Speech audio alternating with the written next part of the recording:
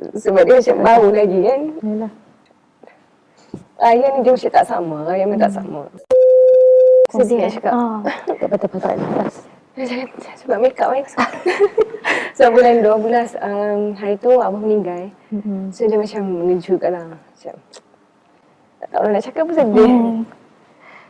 Sebab dia macam baru lagi kan. Yalah. Raya ni dia macam tak sama. Raya memang tak sama.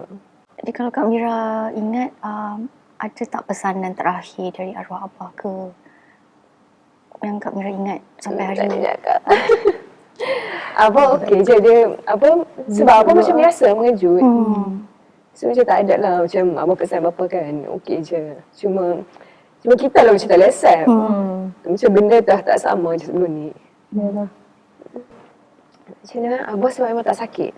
So dia bila mengejut macam tu kita tak prepare sebab abah je kuat dan sihat lagi kan. So kita rasa macam boleh lama lagi lah macam tu lah. Tapi yelah orang kata waktu yang terbaik kan ambil Allah sayang. Abah dia memang akan support apa yang kita buat. So macam kalau kita sakit ke dia adalah orang yang pertama yang akan main tolong. Kita susah pun dia akan tolong. So dia macam mana nak kata Dia peribadinya seorang ayah yang sangat concern. Concern mementingkan anak dia apa-apa. Very proud dengan anak dia.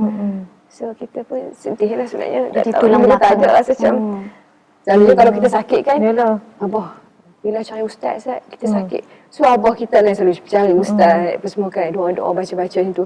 So bila jadi lah ni macam alamak tak ada tempat kan.